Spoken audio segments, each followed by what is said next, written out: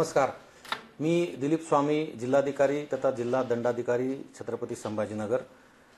आपल्या जिल्ह्यामध्ये सर्वत्र शांतता आहे, सुव्यवस्था आहे, कुठलीही काळजी करण्याचं काही कारण नाही आहे।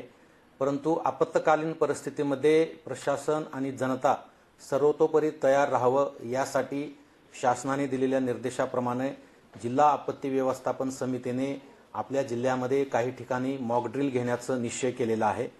त्यामध्ये आज दिनांक 10 मे रोजी ग्रामीण भागामध्ये पैठण येथे मॉक ड्रिल सायंकाळच्या वेळेस संपन्न होणार आहे। त्याचबरोबर शहरामध्ये छत्रपती संभाजीनगर महापालिका हद्दीमध्ये उद्या म्हणजे 11 मे रोजी दुपारी 4 ते 6 या कालावधी दरम्यान काही ठिकाणी मॉक ड्रिल घेऊन प्रात्यक्षिक घेऊन अशा आपत्कालीन परिस्थितीमध्ये नागरिकांनी आणि प्रशासनाने काय काय पावलं उचलले जायला पाहिजेत या दृष्टिकोनातून मॉक ड्रिल घेतलं जाणार आहे।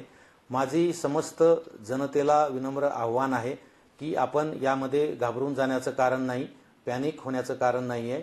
उलट पक्षी या मॉक ड्रिलच्या माध्यमातून आपणाला संकटकाळी कशा पद्धतीनं रिॲक्ट करायचं आहे हे आपणाला सुद्धा शिकायला मिळणार आहे।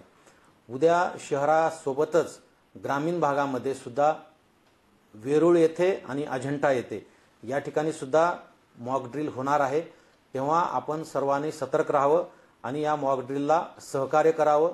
कुणीही घाबरून जाऊ नये, कुणी पॅनिक होऊ नये आणि कुणीही या संदर्भात अफवा पसरू नये अशी माझी आपणा सर्वांना विनंती आहे।